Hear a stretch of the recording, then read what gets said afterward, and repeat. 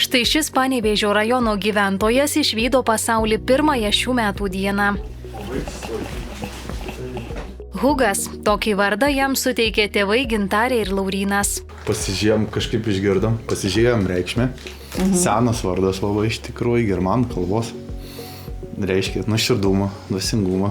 Ir šventas vardas dar plius. Ir sausio 1, ten pagal tuos visus mums paaiškino, kad Dievo nešėjas labai ten viskas tinka pagal visą tą, tai vien dėl to dar labai. Tėvai į ligoninę atvyko spėję pasigrožėti naujametiniais fejerverkais. Tėtis Laurynas juokėsi, sausio 1 ligoninėje vyksta savotiškos lenktynės, kuris naujagimis taps pirmuoju. Atvažiavom 3 valandą, sako, jūs pirmieji.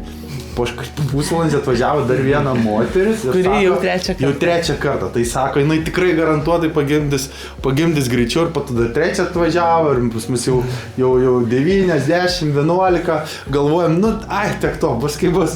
Bet vis tiek po to jau kaip gimė, sako, sveikinam pirmas naujagimis. Ir vienintelis. Jauna šeima iš Naujamiesčio sulaukė dovanų. Jį kūdikėlį registruoja Panevėžio rajono metrikacijos skyriuje visų pirma, tai metrikacijos skyrius mes išduodam dovanų kuponą 200 eurų apsipirkimui parduotuvėje, kuri laimi konkursą.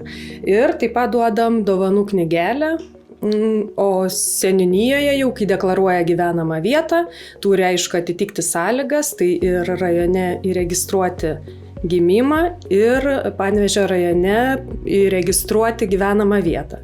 Tada dar priklauso vienkartinė 300 eurų išmoka. Didžiausia šių metų dovana Gintarei ir Laurynui pirmagimis Hugas, atveriantis naują ir dar nepažintą etapą šeimai. Ir gražių šių dienų etapų, akimirkų.